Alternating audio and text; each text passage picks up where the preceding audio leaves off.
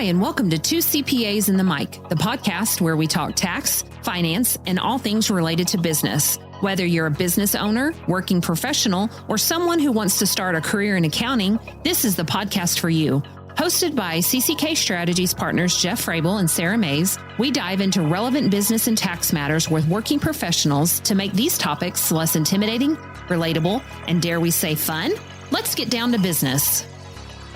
Welcome back to another episode of Two CPAs and the Mic. My name is Jeff Frable. I'm with CCK Strategies, and we are here to cover relevant business and tax topics, apply straight talk, some unexpected humor, and practical information without all the jargon and stuffiness that's normally associated with our industry. We have an amazing episode for today, but as always, I have my super duper co-host, Sarah Mays. What's up, Mays? Ooh, that was a new one today, Jeff. Super duper. I like it. Hey, everybody. You're super duper. Super duper. I am super duper Sarah Mays. Hey, everybody. How's it going? And we have Christy. Christy's back with us. Hey, KP, how are you? Hi, guys. Glad to be here. Good to be here. Well, like I said, we have an amazing guest today. We have titled today's show, Entrepreneurialism at a World-Class Level. And in order to do that, you have to have a world-class guest. And we do that. And it's real this time, ladies. We have a world-class athlete with us. We're going to brag about her. Her name is Keira D'Amato. Hello, Keira. How are you today? Hey, I'm doing great. I'm pumped to be here, and I'm pumped that I don't need to answer any CPA questions. So that was promised me before the podcast recorded. So I'm hoping we stick to that. Well, and like I told you before, I am just going to get this out of the way that we haven't gone into this a whole lot in a whole lot of detail on the show, but I've run 50 marathons. Sarah's run 3. She's a runner, countless halves.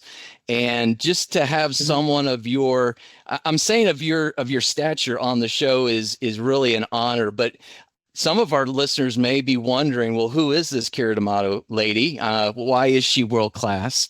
She only held the American record in the marathon. For how long did you hold that record, Keira? About 9 months, which if you've ever been pregnant, it either seems like an eternity or like a blink of an eye. Right. Well, if someone ever gives you a hard time about that, I would say it's 9 months longer than you held the American record. So she's did you also hold the half marathon record as well? I did. Yeah. Mm-hmm. So she's quite the stud as a runner, and she's still going strong. She has an amazing story, and we're going to talk about all those things as well as her entrepreneurialism. So if you are a business owner, entrepreneurial business owner, and you're listening today, you're going to want to listen to some of this advice that Keira has. If you are lacing up your shoes to go for a walk or a run, you are really going to enjoy this conversation. So let's get into it, Keira, and just kind of give us we're going to get into more details later, but just give us a high level view of who you are and what you're doing. And it's okay to brag. Give us some of your accomplishments.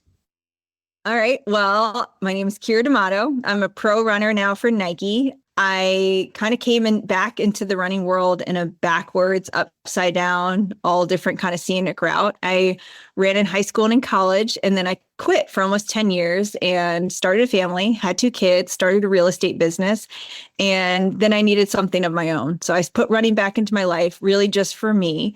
And then after, trying to run a whole 5K without walking, and then trying to run a whole 10 mile and thinking, well, if I can do that, maybe I could do a whole marathon, and ended working my way back up to becoming a Nike sponsored athlete. And I broke the American record in the marathon in 2022. I broke it in the half marathon in 2023. I held actually the world best in the 10 mile for a while. That's also been broken. But the thing is, with these records, you can just put former in front of it. And so I'll always be a former American record holder. So I'm a mom of 2. I'm also still a realtor. And then, I run a lot. Yeah, you run a lot too. So, and you were telling us you're actually running tomorrow in the U.S. Championships, 10K, right? Yeah. So I'm typically more of a road runner. People say I'm like, like a feral cat, like I belong on the streets and the roads. So I really like the road running, but every now and then I like to break it down and run a lot of circles around the track. So tomorrow, Thursday, is the US Championships for the track and field. The top 3 people in each event make it to the world team. So, going to see if I could, be part of Team USA for World Championships. I think it's a little funny, Sarah, because, in our world, we kind of wake up on a Monday and go, hey, I might run the Firecracker 5K on Saturday. And Kira's like, well, I might run the U.S. Championships on Saturday. And next week, just next week. It's fine. It's all relative, right? It's all relative. Well, I think, Keira, I think our listeners are really going to get a lot from your story, because like you said, you kind of came in the backdoor way, and it's also applicable to entrepreneurial business owners, because there's a lot of business owners out there that think they have to do something a certain way for it to be perfect. But your journeys have been a little unconventional, and I think they have a great story. So we're really looking forward to kind of jumping into those. But as far as the running goes, and we'll probably talk a little bit about the running first and set the stage, and then kind of transition that into the entrepreneurial spirit that you have. But take us back to the beginning and just talk about your love for running, how that started, and then kind of how you journeyed away from that. And then you talked about how you got back into it. But what got you started from the beginning? Yeah. So my whole life, I wanted to be a pro athlete, but I wanted to be a pro soccer player. So when I got to high school, I thought that if I joined the cross country team, it would look really good for the soccer coach, because he would see how fast I am and that I like to run and my endurance.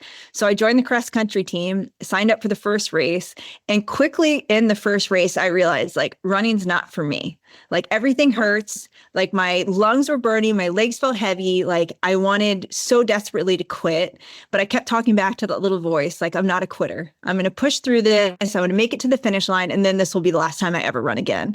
And so I worked through all of that, and I ended up winning this race. And it was kind of then that I realized that's what running is all about. It's doing something that scares you a little bit, working through a lot of the pain, a lot of the struggles, and it's coming out on the other side and really proving to yourself you can. And so that's kind of when I learned to fall in love with like the cyclic nature of being scared to run, then it's hard, and then you're really proud that you did it anyways. So after that, I quit soccer and just went all in with running. And so I ran in high school, got a full scholarship to run in college, tried to pursue it a little bit professionally after college, but got injured. And the injury I had, I needed surgery, but it wasn't covered by insurance. So I quit. And I decided to see who else Keira could be, like rather than just a runner. I set out on this journey to see like who else I was. And I think that experiencing failure in that way, because I had all this unfinished business. I wanted to make a national team. I wanted to win a national title. I wanted to set national records. I didn't do that in my first round. So I left with a lot of unfinished business, which felt like a failure. But a really beautiful thing happened after that. I was okay. I was okay with failing. I was okay with walking away. And I mourned those goals, and then I set out on a journey to see who else Keira was. But I think experiencing failure in that way, now coming into round 2, has been so powerful because I'm not afraid of failure. I feel like I can go big and risk it all. And I know what's on the other side of failure is I'll be okay. So I feel like that was a really important lesson that I learned. But for almost the next 10 years of my life, Keira was a runner who didn't run. So I got, started working in the corporate world, and I got brought over. I did the director of marketing at a small business in a running store. Actually has 10 stores in the DC area. So I was the director of marketing there. And then I got pulled over, started my own real estate company. And so, yeah. And then and only then I came back into running, but with this like beautiful perspective of running is so much more than how fast. And I learned all these lessons about life and about running when I wasn't running that I think has set me up to reach even higher heights now in round 2. Wow. So many great, Christy's touching her. She's I'm hitting her just hard like, spot wow, there. where do I start? I started writing things down. It's these nuggets already, and not only a few minutes in. Well, a lot Yeah. of great nuggets there about fear of failure and coming back. And I want to transition just a little bit now to talk about the American record that you set down in Houston. And well, I was doing some reading in preparing for this, and I read some story somewhere. I'm not sure where it is. You can tell me if it's not true. But there's this story about as you got back into running, you literally, I mean, I thought, well, Keira's always run. She's always blah, blah, blah, whatever. And this story about you went out to run around the block when you wanted to get back into running and you had difficulty. And then, like, what, 6 or 7 years later, you break the American record? Is that real? It's totally true. So during my halftime show, I didn't run. I went on a CrossFit phase and I went on a cycling journey. And then for a while, I just didn't do anything. And I had 2 kids. I gained way too much weight during those pregnancies. I think a combination of being pregnant, but then a combination of like giving my body everything it wanted, which was carbs, and more carbs. Mm-hmm. And so after having my second kid, I was like, I need to get back and my body's mine again. I knew I wasn't going to have any more kids. So I was like, I'm going to set a really low bar to get me out the door, because in the past, like in my round 1, if I had to run 10 miles and I didn't want to run, I'd say, you know what, just put on your running clothes and get out there and do 2. And then 2 would turn into 5 or 10 or 12. But sometimes just setting that low bar is just enough of a carrot to get you out the door. So after having kids and knowing running was going to feel a lot different, I set a bar that I thought was very low. And I said, I'm going to run for 3 minutes, like 3 whole minutes. Then that's enough that will get me out the door. And surely 3 minutes will turn into 5 minutes. So will turn into 10 or 20. So I got out the door and I started running. I ran as far and as far as I could, as long as I could. I hit the pain cave. I couldn't breathe. Everything felt like so heavy.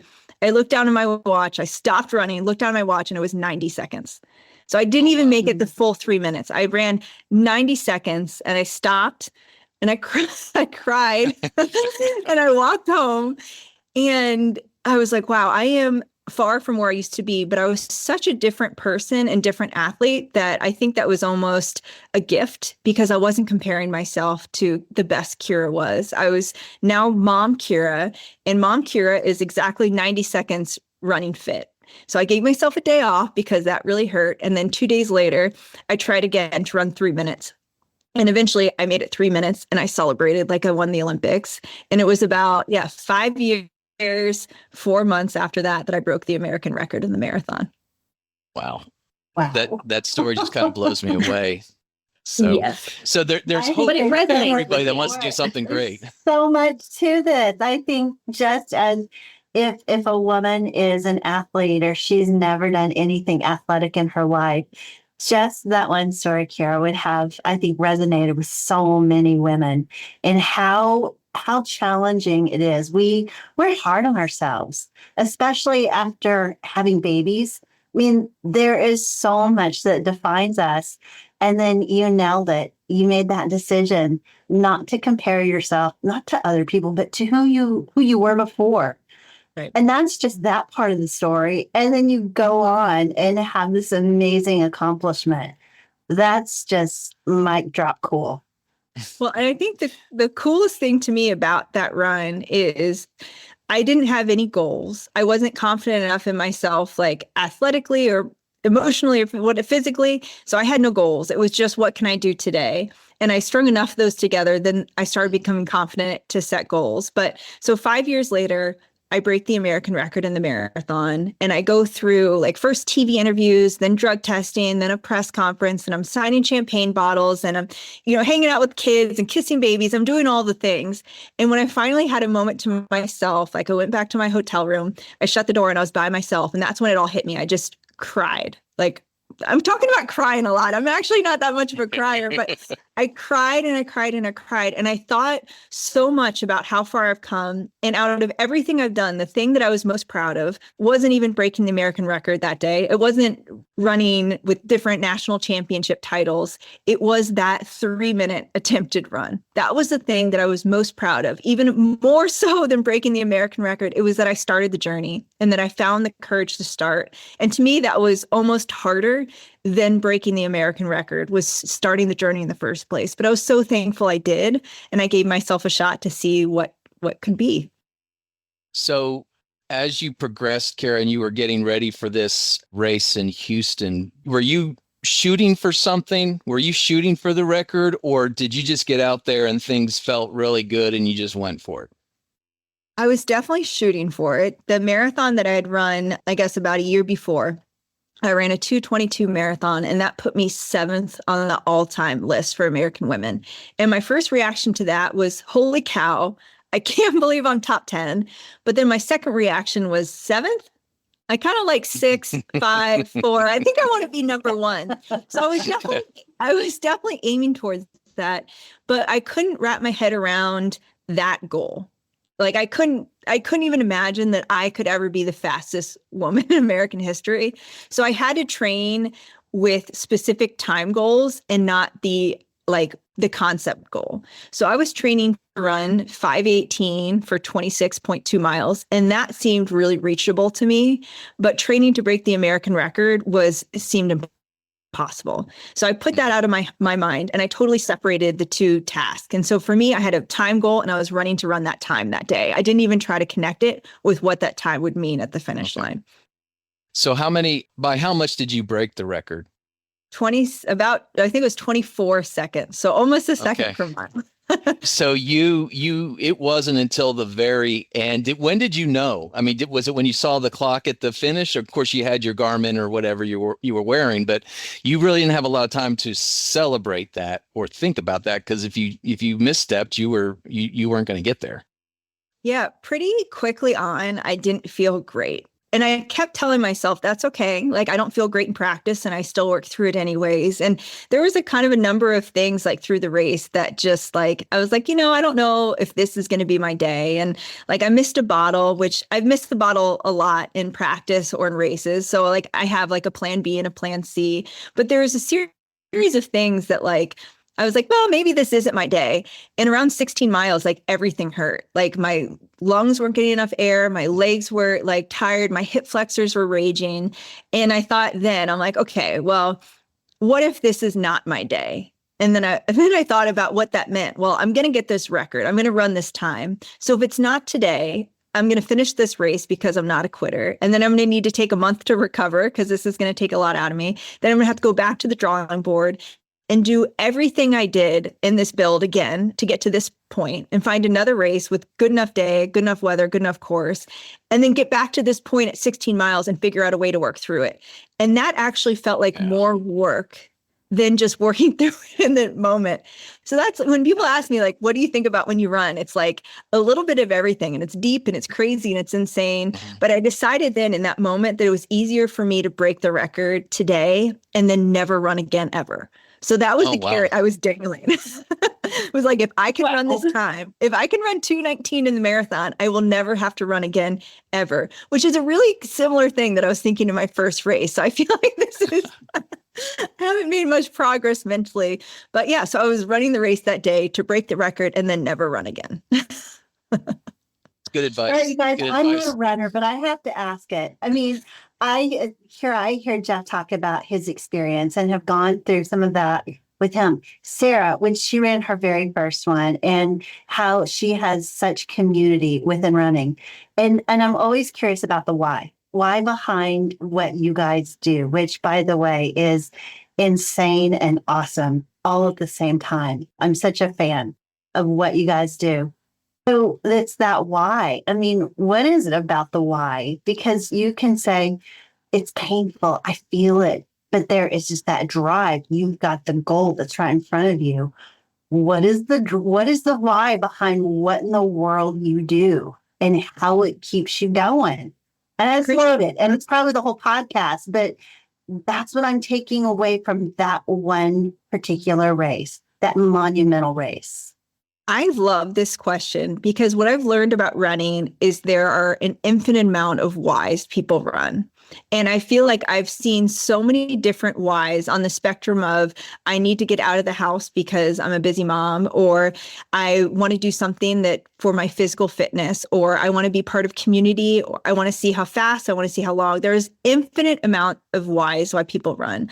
And my why has evolved and it's changed. And on that day, I think my why was to stick it to the man. Yes. And I think Nice. the man, people always ask me, like, who's the man? I'm like, the man. Who's the man? Can be whatever you Whoever want. it is, man changes. But for me, it was so powerful that I am a mother in her late 30s, like a newly sponsored Nike athlete. And a lot of people told me that, you peak in your 20s. So the man is someone that told me I was too old to do what I was doing, And then the man was people saying like, where are your kids right now? Like, are you watching your kids? Can a mother balance this? How does a mother do both? So that was like another man. I felt like there was so many different men that I wanted to step. Probably should say. Sorry, Jeff.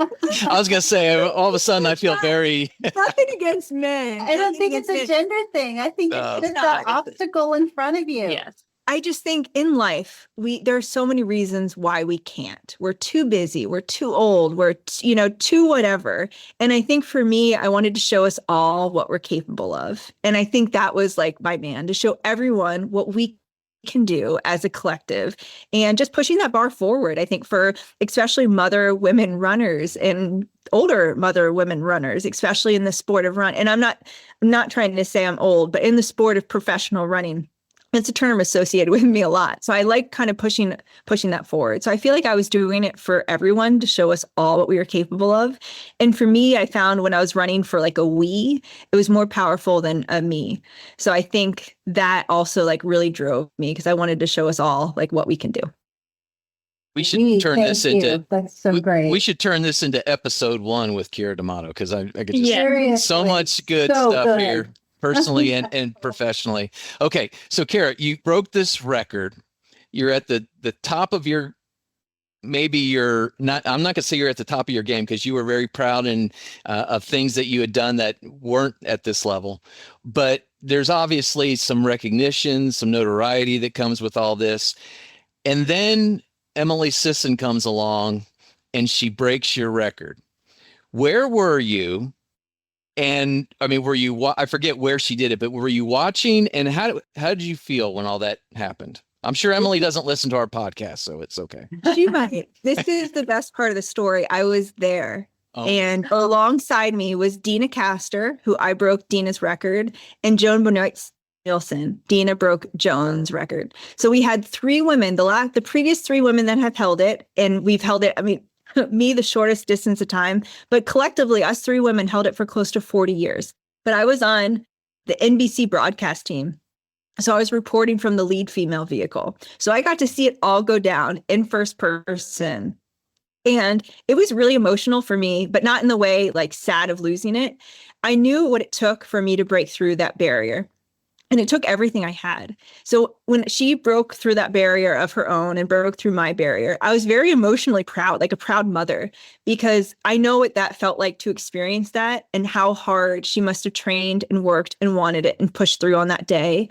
And I was so proud of her for finding that gear and for pushing forward that bar for all American women. So like records are meant to be broken. That wasn't like it was mine to break, but not mine to hold. So I feel really proud that I was part of that American distance, like women that keep moving the bar forward, but it doesn't have to be me that holds it. But it was really fun to hold it. So I'm going to try to go get it back. But, but I'm sure Emily's going to be proud. If that happens, Emily was such a gracious athlete. She's an incredible person. Like I really respect her, like on and off the roads. And I know that she would be appreciative too of us continuing to move that bar forward. Well, I'm sorry, Sarah. I'm just jumping in here having my you are my great. best conversation. No, it's great. I mean, I've had goosebumps 3 or 4 times already. But anyway, when you talk about that, Keira, I can tell that's not a put on scripted response from your PR agent. You can hear the heartfelt sincerity in that. And it's something I've always kind of wondered about in the last 25 years that I've run and kind of watched the professional runners. I was at the Olympic trials in Los Angeles. I forget what year that was. We went out there to run the marathon and then to watch the trials. And that was the year Shalane won. Mm-hmm. And I forget who her running partner was, but I was amazed. They came in 1 and 2 and they were just, I have a picture where they're side by side and you can't tell it's two people. They were that much in step. But I always wondered how, when you're running with your partner and it gets down to the last couple miles, what kicks in that thought process, and how do you interact with your teammate in that type of situation? Yeah, I think we're all cut from the same cloth. We all are extremely competitive. We're all extremely driven, but there's a mutual respect among people that are like-minded with that. So, and I respect that they're always going to want to beat me. And I think they respect that I always want to beat them. So there's this, I don't know, right? And especially right now in women's distance running, it's a really, I don't know if collaborative is the right word, but it's a really nice place right now. Like I feel like we've all figured out that a rising tide raises all ships. Mm-hmm. So I think we appreciate the competition, and I want to see the best out of them because it gets the best out of me. And especially Shalane and Amy was her partner. They trained together. They did so many miles together. They knew what each other were capable of. So I think there's a natural, like, going through that type of struggling, I think bonds you in a way that is really, really special. But I also respect, I respect my competitors, but I want to beat them. And I like when I feel the same way from them to me. So there's a mutual respect, which I think is really powerful.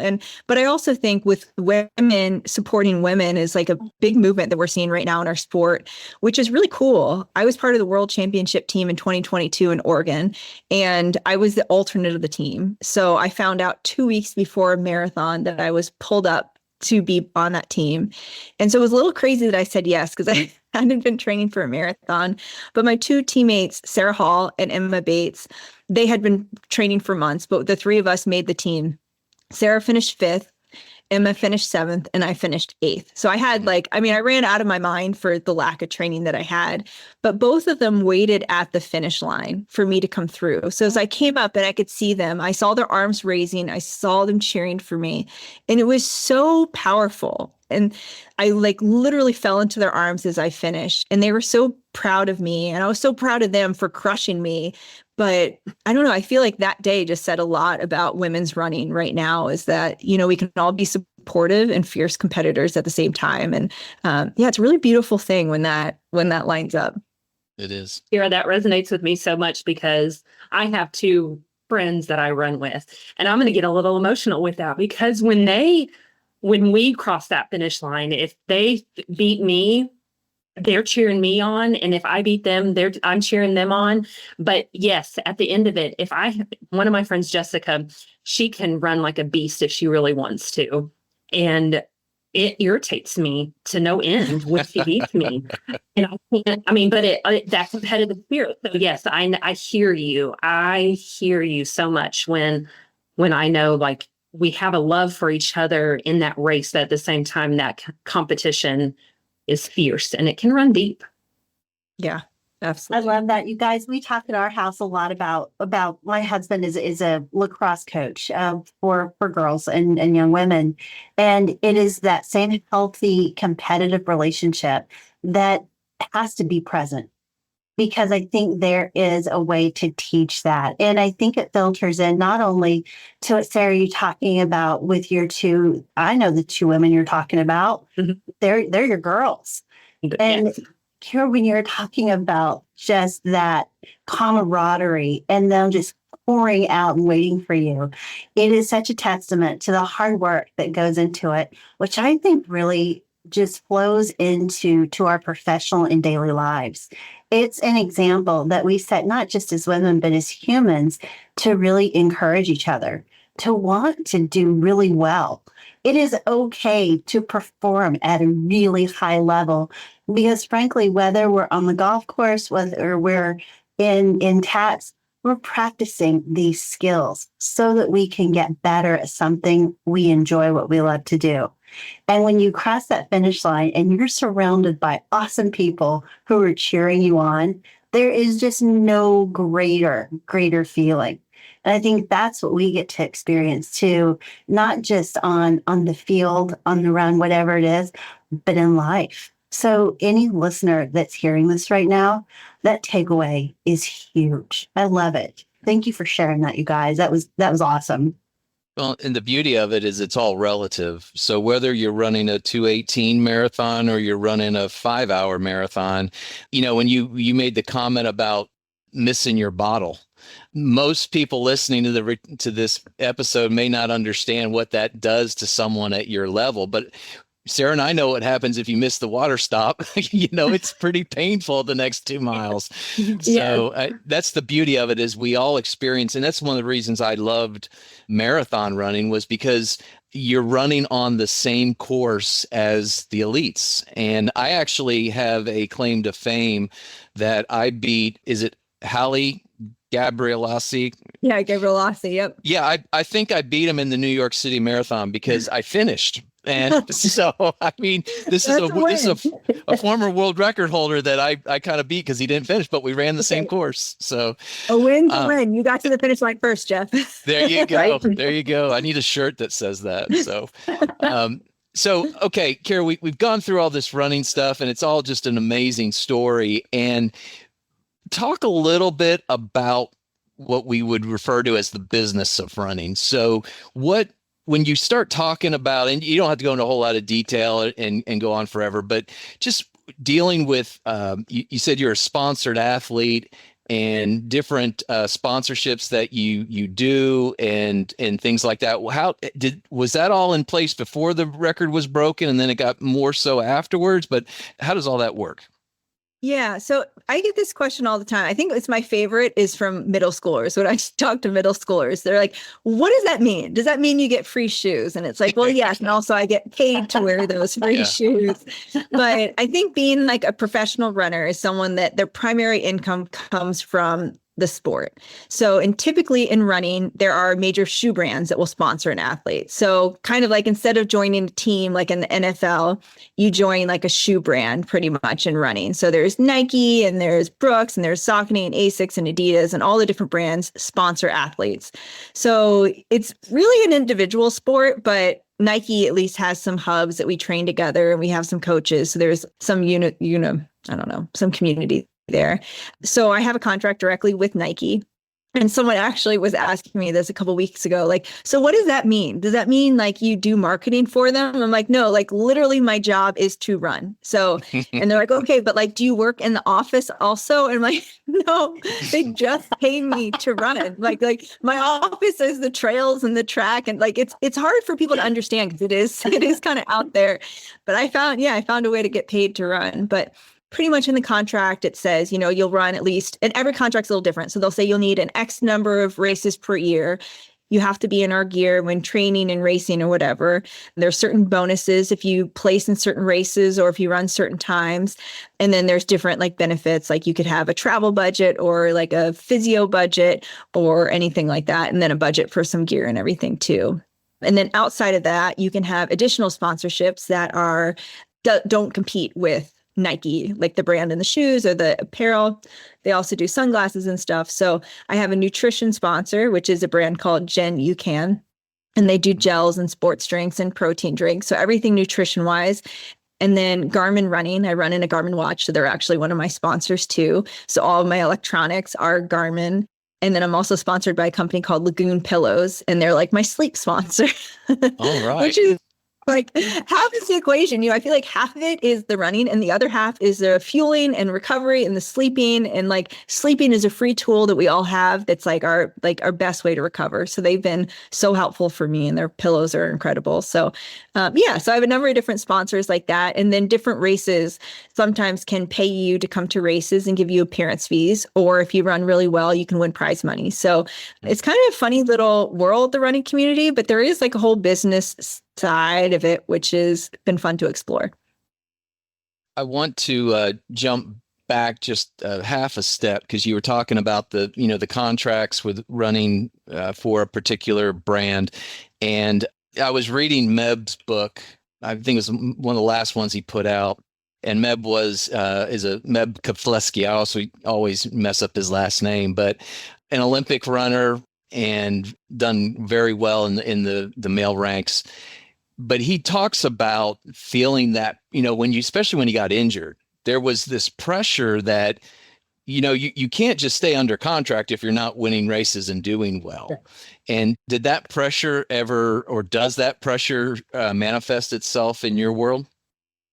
So I feel like my situation's a little bit different, and I feel real lucky that I came into the space as a business owner, like in real estate. And for me, like I really like the freedom of doing something outside of running. So no one could tell me what to do in running. So I like that, I could buy my own shoes, but I could buy whatever brand of shoes I wanted. I paid my own way to races, but I could go to whatever race I wanted to go to. So I felt like having a job outside of running gave me a lot of freedom and a lot of privilege that some people don't have in the running space.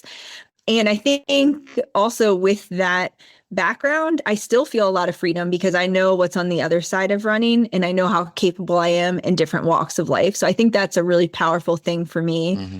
I think a lot of athletes don't have that because running is their A goal. It's all they've ever wanted to do. It's all they see, and they don't know what's on the other side. So I think that can be a little scary and hold a lot of pressure because if you're not performing, if you're not at that level, if you're not doing what you think you do, like your contract can be reduced or even dropped, which is, when your family's living off of that contract, that's a lot of pressure. But I've also, I found too, for me, when I can make decisions through the filter of what's the best for my running, where can I run the fastest, those typically have aligned with financially the best for me too. But I feel like for me, when I focus on what's the best for me, I don't know, speed wise, that kind of ends up being the best financially also when you can authentically go for things that you're really passionate about. Yeah. So back to the business world now. I want to take that sidestep, but coming back to business, you're a real estate professional. Talk a little bit, give us a little bit of insight of not only how you kind of got into that, but what fueled that passion. Why was that a good fit for you? And what do you still do? And maybe what are you not doing as much of right now? Yeah. So my mom was a realtor. My mom's mom was a realtor. So I'm a third generation realtor. So I feel like it's kind of in my blood. Like I was brought to open houses when I was little and my mom would tell me to go play in the backyard and really sell that backyard. So I kind of I knew real estate. I knew what it took. And I think once having a family, I like the freedom that real estate can bring, that it's really flexible until it's not at all. So I can do a lot of my paperwork and a lot of my office work when the kids are napping or when they're at school. And then with showing houses and all that stuff that's immediate, I have to drop everything and go.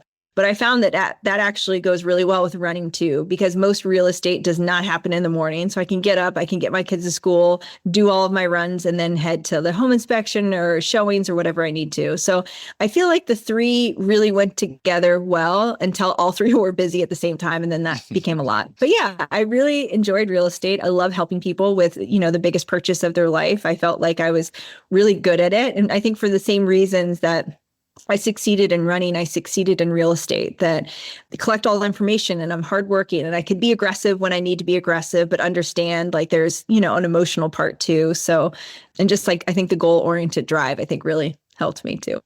So are there things that you can equate to the running life that end up helping you immensely in the professional life as well, or the business life? What lessons do you take from running that help you in the business world?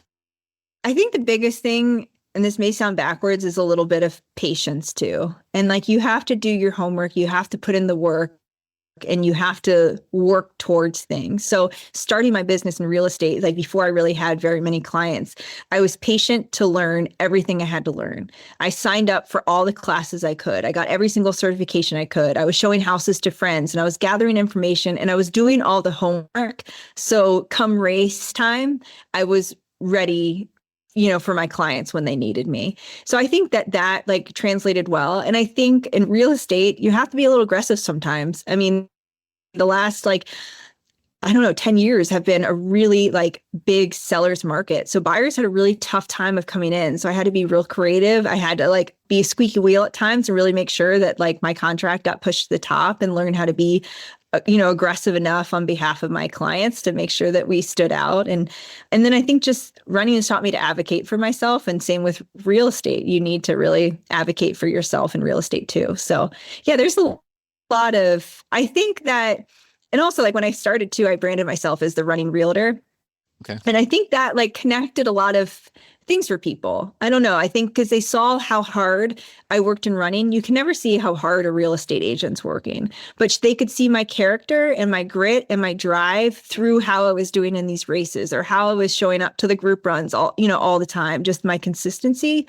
So I think that really helped show the person I am in business through running, which is pretty unique. And I think a lot of people don't have that. I was going to ask you about how often you would have clients come to kind of engage with you, and those that you either have the ones that go, "Oh, I'm here because you're Keira D'Amato," or you have ones that go, "Who?" I mean, I just saw your ad or whatever like that. So you actually did promote yourself to some extent using the running background. Absolutely. Yeah. I had a lot of clients that were moving into Richmond that were runners that then they knew I was also a realtor. So that really helped. And then I had a lot of clients I worked also in Washington, D.C. or right outside. So I had clients moving to Virginia in general or moving from D.C. down to Richmond. So I think that really, really helped. And then I had clients that had no idea who I was, that just got my name for a friend that, I'd represented. And then we're going somewhere and something comes out that that I'm racing world championships this weekend. And they're like, "Who are you?" Like, what? Like, so that's pretty funny too, like finding out the back door that I also run a lot. But I would print out like little maps of like wherever their house was. I'd print out a map of all the great places to run or walk or jog in the community around their house. So it was just a fun little quirk that led me to stand out in the real estate world. Well, you got to use whatever you can. Do that, Jess. We need to figure out how to bring that in with CPA. We need to. Yeah, well, we used to have all about branding, people. It's all about branding. And that's why KP's with us. Well, Keira, you have a book coming out, and we're real excited to have this discussion with you so that we can help promote that and everything. But it's called "Don't Call It a Comeback." First thing I need to know is, did you hear from LL Cool J's people at all about that title, or was it kosher? It's kosher. Yeah, it's totally kosher. I do like that song though a lot. I can't get it out of my head.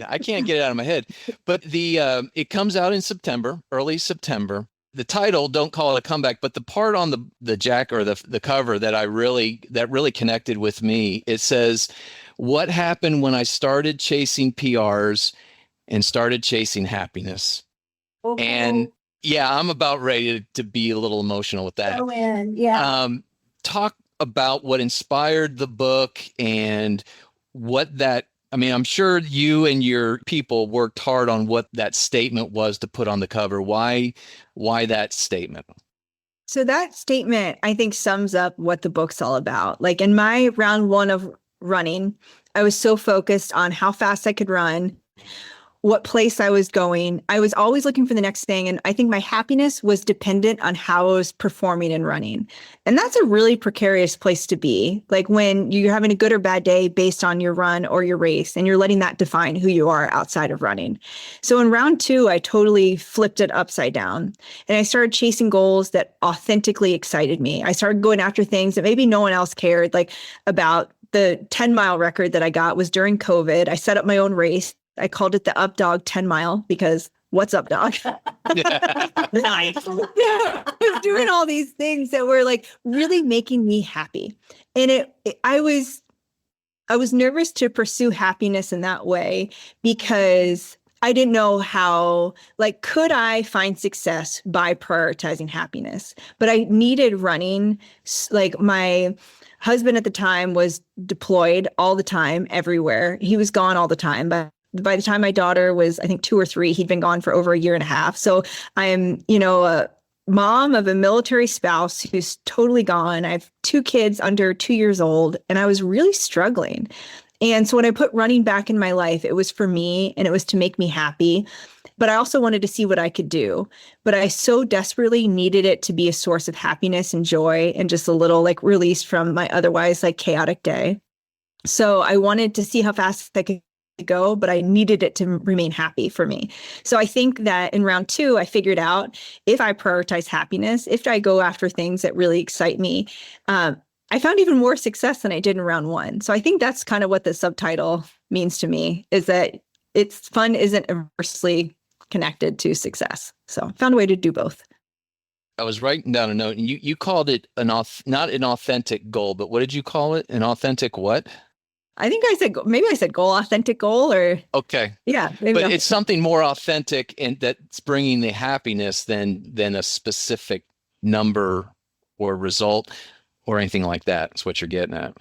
Yeah, because it means something to you. And it may not mean anything to anyone else, but it means something to you. And I think when you can go after those things, it's easier almost to reach them because it does mean something to you. And it's so easy going after something when it gets hard to talk yourself out of, did I even want this in the first place?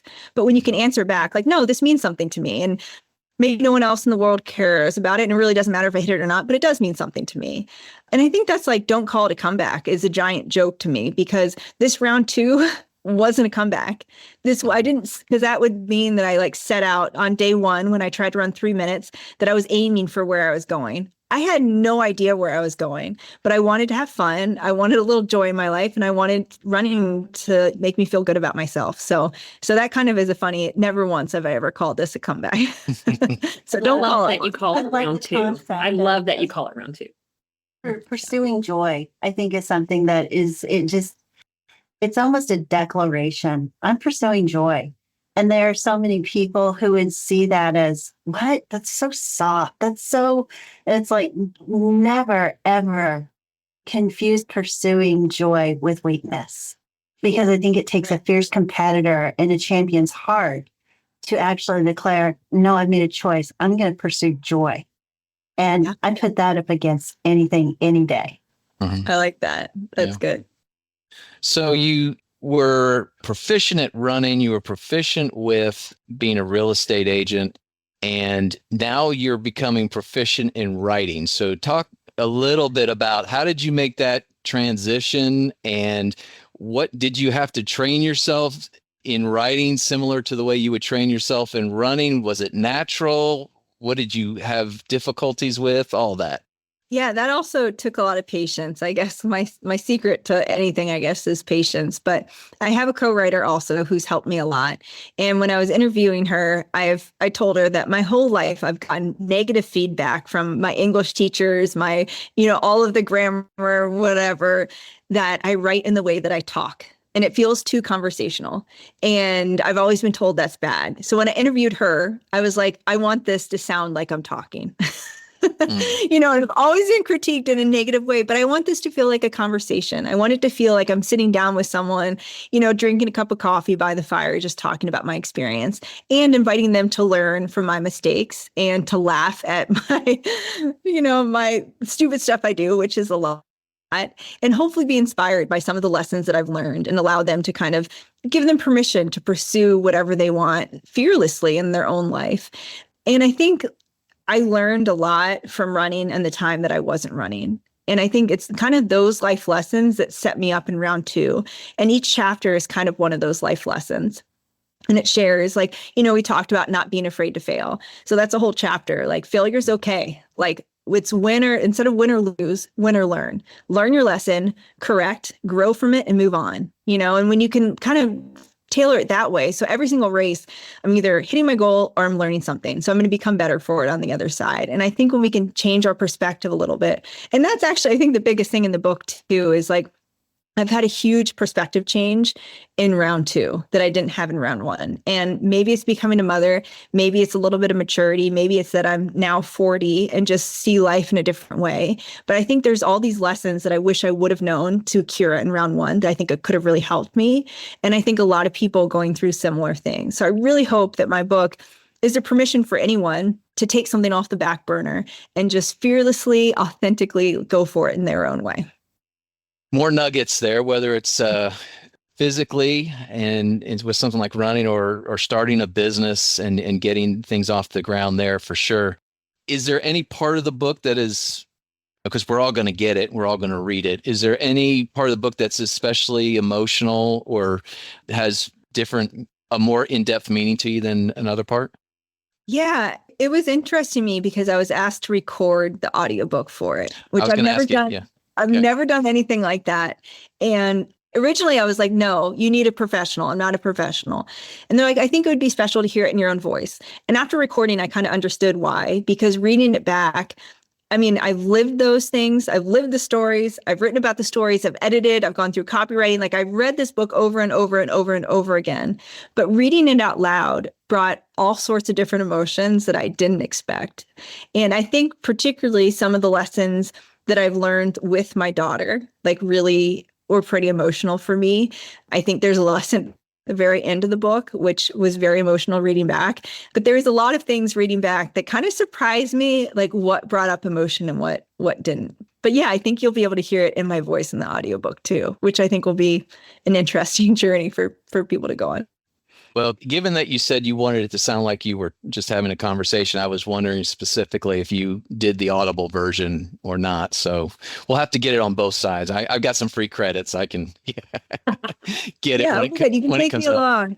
Yeah. I always tell people, like, people ask me as like a long-winded question, and I'm like, this is a long run story. Like, save this question for me for a long run. We need at least like 15, 20 miles to get through this answer. So this is definitely a book for the long run. So yeah, bring it with you when you run. That'll be good. That's awesome. So with this book, Keira, is there, if you could go back and give it to your younger self, is there a particular moment in time that you feel like you would do that, and why that particular moment? Oh, I've never been asked this before, and I just got the chills everywhere as you asking. I think I could have 100% used this. And I think I'd probably give it to like Keira starting college and trying to figure out who Keira is. And I think that, like, I talk about different superhero powers, but I think one thing right now is I'm not just a runner. I have a very full life. It's a very balanced life. And even just like a bad run or a bad race is just that. It's not even a bad day. And it's because I'm a very full person. So I think that giving this book to Keira at 18, I think could have really helped me fill my life and realize how much more I am than just a runner, which takes the power away from any one performance or any one day. And I think that kind of just helps separate it and put it all into perspective, I think. That is really good. Actually, I was hoping you were asked that question, Jeff, because I saw that in your list of questions. My friend Jessica, her daughter, is just graduated from high school, and she had to make the difficult decision that she was not going to run in college. And she is struggling with that. So just hearing that is such a good nugget that it's not all about running. It's not who you are. And that you've got to make a full life, that there's so much more to it than running. But running is just that. It's just running. Right. Well, and how lucky for her that it's running she can take along with her for her whole life. It doesn't have to be structured. She doesn't have to be part of a team. It doesn't have to be regimented. She can be whatever she wants to be with running. And you can even be a runner that doesn't run for a while too, while you're doing other stuff. So, and that's, I think, my favorite part about running is it's this like ever changing, ever flowing, like partner in your life that can be everything you want it to be, or it can be nothing at all. And it just is so flowy in that way that it really is a gift. Love that. Love it. Have you considered doing counseling sessions for, like, I don't know, 55-year-old men who are getting slower and ran Boston a couple times and thought they were really fast? Jeff, I'm in. If you talk about you, I'm in. New branding opportunity, Keira. Hey, Keira. That would be So. That would be my next book. Don't call it a counselor. So the book is out for purchase on the 9th of September. Can you pre-order it? Is that something you could do as well? And where can you do that? Yeah, it's available for pre-order now on Amazon, Barnes & Noble, anywhere you buy your books. And then however you buy your audiobook, it will be available everywhere too. But pre-orders are super helpful. And like, definitely a big goal of mine to get this outside of just the running world. Because I think, like in the prologue, I say, like, this isn't a book about running. It's a book about a girl who happens to run. And I talk about running a lot, but I feel like running is my metaphor in life that I've learned a lot of lessons for, but it doesn't have to be running for the reader. It could be yoga or jazzercise or bog snorkeling or glass cow collecting, whatever you're passionate about. I'm hoping that you could apply the lessons that I learned through running to that. So, so pre-orders really help. And yeah, I appreciate it. Okay. Well, Keira, you're a busy person and we very much appreciate your time. But before we let you go, there was one thing that we didn't provide for you on the list of questions, and that is our traditional rapid fire questions that we throw out at the very end, if that's okay, if you want to play along for a second. Absolutely. Okay. First of all, let's get this out of the way right now. Dogs or cats? Oh, okay. I'm going to go cats. I have two Okay. cats right now. Cats. There we go. Okay. Runner's high, old wives' tale, or fact? Fact. Okay. Every time? That's a fact. Most of the time. Okay. What's your most bizarre training or race day routine? Oh man. Okay. That's a really good question. Okay. The most bizarre training method I ever had was when I was nursing and I was craving ice cream all the time. And I was eating too much ice cream. So I decided I was going to put myself on the root beer float training plan, which I do not recommend. I do not recommend this for everyone, but I think there is a point to this story. But I told myself if I could run 10 miles in one day, that I would get a root beer float at night. Because I was eating way too much ice cream and root beer floats. But then I started just running 10 miles every day so I could get a root beer float because I really love root beer floats. And I don't think that's a good training plan, but I do think that we should celebrate small wins. And that's what that is to me, that in the time where had two kids really young in nursing, I was celebrating small wins and small victories in a fun way. And and I don't think you need food doesn't need to be a reward. You can have a root beer float just because you want a root beer float. But for me, that made it really, really fun. Well, I was going to ask what your biggest cheat food was, and sounds like it's root beer floats. So yeah, also root beer floats. Yeah, or Oreos. I love Oreos. Oreos. Okay. Yes. If you had a time machine, what period of history would you go back to and why? Oh my goodness, this is fun. Wow. Okay, the first thing that came to my head is 1984 because it was the year I was born, but it was also the first year they allowed the Olympics to have the women's marathon. And Joan Benoit Samuelson won gold that year. And the first year they ever allowed women to run a full marathon. And that just is such an iconic moment in women's running that would be really, really cool to experience that. And I've watched that part of the race and the announcers are saying, oh no, she's gone out too fast. Do we think women are going to be able to make it the whole distance? And she finished so strong. She looked incredible and she won gold. And that is just an incredible moment. So that is the first thing that came to mind. So I'm just, this is rapid fire. That's really cool. That's really cool. All right. Last two. What's your guilty pleasure on your Spotify playlist? Oh man. Okay. So I just heard there's a song. Okay. This is really funny, but Jimmy Fallon had a weird little game on his show that they bring a singer on and then they mix a different song and a genre. So there's this guy named Chance the Rapper, which I don't listen to a lot of his stuff, but he did a Western country version of Nelly's Hot in Here. And I listened to it and it was so funny that I put it on my Spotify and I listened to it on repeat for a while. And now that has my Spotify algorithm is all sorts of wacky with a kind of Hot in Here country version. So that's my latest Spotify song. We'll have to check that out. All right. Last question. What's the last show or series that you binged? Oh man. Okay. Always Drive to Survive. I feel like I'm binging that all the time. But I just started, I went through, Apple TV. I think I just went through Apple TV and watched all of Apple TV. I watched, I don't know, Good Neighbors and Severance and Stick and I don't know. Bad Sisters aren't Bad Sisters. I haven't watched Bad Sisters. I guess I haven't watched it all, but Shrinking was hilarious. Oh, Shrinking's good.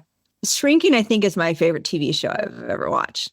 Yeah. I'm ready for that new season. Yeah. Me too. Severance got a little weird in that second season, the back end of that second season, but it was really good. And I guess there's Ted Lasso's in that list too. That's where everyone starts, right? Yes. So I think I'd just go Apple TV. Everything on Apple TV. Okay, good choice. One of the things that we enjoy about Rapid Fire is that no matter who we have on our episode, it just shows them as normal, everyday people. They put their pants on one leg at a time, just like everybody else. And so we appreciate you sharing that with us, Keira. And just thanks for being on the show today, and just so much really good stuff there, whether you're just an individual that likes to exercise or you're a business owner, just a lot of really good truth nuggets out there. So we're excited about your book coming out, and we're looking forward to releasing this around that time. So hopefully our tens of listeners will just make that thing go to a bestsellers list, that's for sure. But thanks for being with us. As always, if you are listening and you have any questions or comments, please email us at podcast@cckcpa.com. That's podcast@cckcpa.com. Let us know what you think. If you have any questions, if you have a topic you'd like us to cover, or if you just like to tell Sarah how great her rapid fire questions usually are, because she's the one who does it. As always, thank you to CCK for allowing us this platform to do this. To KP, thank you for keeping us on track. Robert, for your intro and outro music. Clarence, for Tulsa Internet Marketing Services, for keeping us on the straight and narrow with production, and Natalie and Emily for getting us across the finish line every week that we do one of these. So again, Keira, thank you so much. Thanks for making this episode special. And we hope that you join us next time as these two CPAs get together to have a chat, and you get to find out who's on the mic. The information provided on this podcast is for general informational and educational purposes only and does not constitute accounting, tax, legal, or financial advice. While we strive to provide accurate and up-to-date information, laws and regulations change and individual circumstances vary. Always consult with a qualified CPA or professional advisor before making any financial or business decisions. The views expressed by the hosts and guests are their own and do not necessarily reflect the opinions of any organizations they are affiliated with. Listening to this podcast does not create a client-accountant relationship. By listening to this podcast, you acknowledge and agree to those terms. And that's a wrap for this episode of Two CPAs and the Mic. If you found today's episode helpful, please subscribe, share, and leave us a review. Have questions or ideas for a topic? Reach out. We'd love to hear from you. Email us at podcast@cckcpa.com.